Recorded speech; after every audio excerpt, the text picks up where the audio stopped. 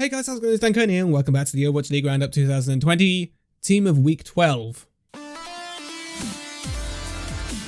So, this is possibly the most difficult Team of the Week I have done so far this season. There have been some really incredible displays from a lot of different players during Week 12, and considering the amount of 3-0s we've seen, it's kind of obvious that it would be that way.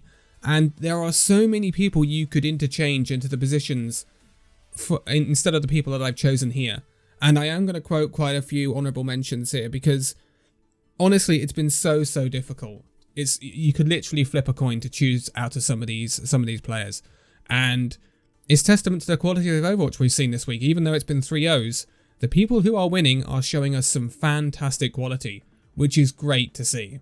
But without any further delay, let's get into this Team of the Week then. And we start off as ever with our supports, because that's the way we do things around here. And we are going to start off with our Lucio player, I suppose you can call it these days, because most of the time they're playing Lucio, and if they're not playing Lucio, they're playing Brig. But this player you will most of the time find playing Lucio, because this week it's Funny Astro. So again, there are some honourable mentions here. Moth had a really good week for the San Francisco Shock. Animo had a really good week for the New York Excelsior. There are a lot of honourable mentions for the New York Excelsior this week. A lot of honourable mentions for New York. It's crazy how well that New York team has done this week. Also, Li Jae-gon at the Shanghai Dragons. That's another person who could have made it onto this list. I have quoted 4 players who could have fitted into this one position. That's what this video is going to be. There are so many options this week for players going into these slots. So it's honestly really hard to call this Team of the Week this week. There are so many different combinations, but I'm going to give it to Funny Astro. He got quite a few entry frags for the Philadelphia Fusion in that match against Atlanta, and I think he was an integral part of that Fusion team getting that, surprisingly one-sided victory against the Atlanta Reign. So I'm going to give it to Funny Astro. It's not the first time he's been on this list, and I'm sure it won't be the last. He is having a fantastic season, and he is realising the potential that I think a lot of people knew he had. He was one of the best, if not the best, Lucios in the world. And this season, he is just getting to demonstrate it on one of the best teams in the league. And he has got to be a contestant for Rookie of the Year. I really think he has to. But I don't think he can get Rookie of the Year, can he? Because he was on the Atlanta Reign squad. Even though he didn't play much. That's a shame. But he has been really good so far. So, moving on to our second support then, the General Anna player around here, and this is a difficult one. This is a really difficult one, even more difficult than the previous one, because I was actually tossing up between 2 players mainly, and this was Alarm and Jonak. Both players have had very good weeks. Very good weeks. Alarm was popping off for the Fusion, but Alarm always pops off for the Fusion. Again, another Rookie of the Year contender. And Jonak, our 2018 MVP, he's been, even last year, he's been plugging along, but he hadn't been outstanding in my opinion. Not like he was in 2018. But this week, that Jonak came back slightly. The really impactful, almost game-changing Jonak that we were used to back 2 years ago, I saw that this week from him, and that is a real testament. Maybe, considering Jonak came from Ladder originally before he was at the NYXL, maybe this format that the NYXL are now in suits Jonak. It's possible. So I'm going to give it to Jonak. And I'm surprised, actually. I wasn't expecting Jonak to pop onto this list too often, because he's very consistent in recent times, but he hasn't been very flashy in recent times. We get to see more of that from the likes of Alarm. But this week, on the Anna, on the Batiste, Jonak really stood out on the NYXL. So I'm going to give it to him. He's not the only NYXL player on this list, and not the only mention of NYXL on this list, because NYXL have done really well this week. Again, it's really tough, and there are a bunch of people you could have had in this position, but I'm going to go for Jonak for this one, and that rounds us out on our supports. It's time to get down to some tanks. So, we're going to start off with our off tank. Once again, I had a debate on my hands, but we are sticking with the NYXL. We are going with Hotber for this one. Again, my honourable mention is Choi Hyoban. Note had a good week. Gargoyle had a good week. Void had a good week. You see the predicament I'm left in? Poco.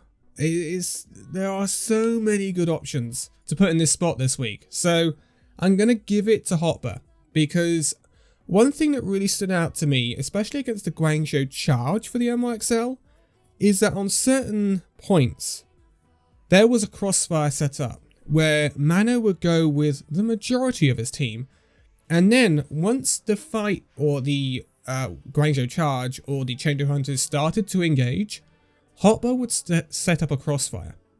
And it was really asking questions of these teams, and they really didn't know how to respond to it. So Hotba was he wasn't constantly in the kill feed, but he was doing so much damage on the Sigma or on the Diva that they really didn't know how to cope with him.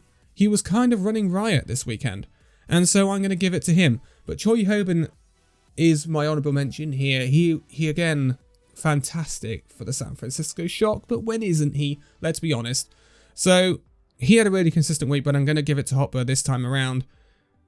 And that means that 2 NYXL players have made it into this list. So, moving on to our main tank. And again, I have 3 players I've got literally in front of me here that I'm thinking I'm going to put here.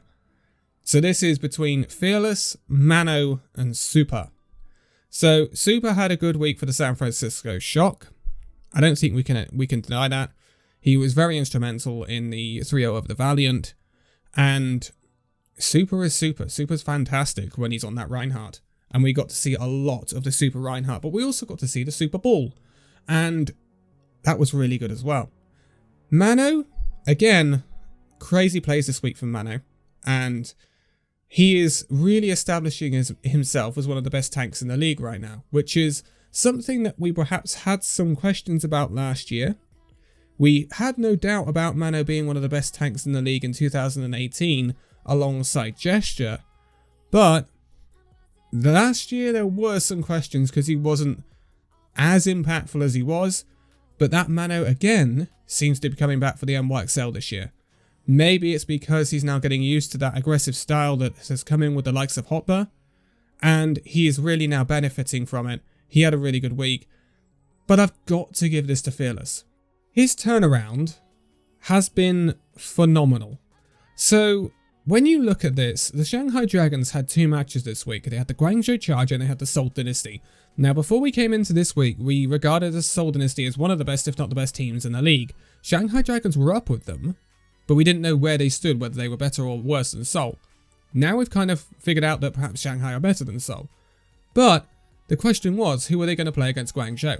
I expected them to rest stand 1, play Fearless against Guangzhou, and then play stand 1 against Seoul Dynasty. But they did it the other way round. They played stand 1 against Guangzhou, and they played Fearless against Seoul Dynasty. And does this signal a change in the wind from the Shanghai Dragons? Remember, Fearless was the main tank for the Shanghai Dragons when they went 0-40. And now, he is the main tank that is outplaying Gesture in a 3-0 victory for the Shanghai Dragons against the Seoul Dynasty to put them second in the league. Yeah, that's some turnover, isn't it?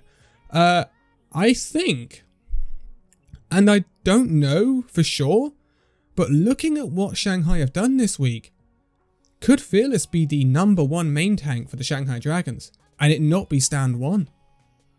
Has there been a change in the winds at the Shanghai Dragons? Because Fearless, he outplayed Gesture a lot of the time, and he wouldn't have hoped to do that 2 years ago. He wouldn't have hoped to do that last year when he was at Team CC.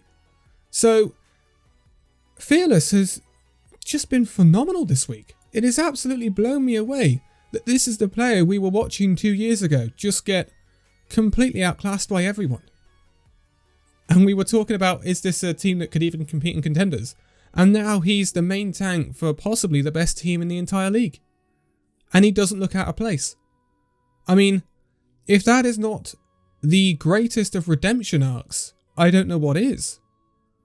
And I've got to give it to Fearless. So congratulations to Fearless. And I really want to see more. I really, really can't wait to see more of Fearless. Because he's just a different player. He's a different player. It's extraordinary.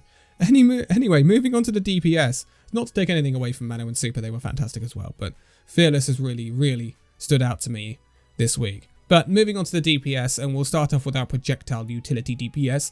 And again, difficult one. I've got two people to mention here. So, first is Fleta. Second is Libero. So, Libero was very good for the NYXL, but he was exchanged around quite a bit on terms of what he was playing. Now, what impresses me about Libero is that he's extremely flexible. And what I mean by flexible is that he goes 1 minute from playing the Mei to the next minute playing McCree. And not a lot of players do that. Only Fleta kind of can do that as well, and Carpe can do that, although we don't tend to see that Carpe may.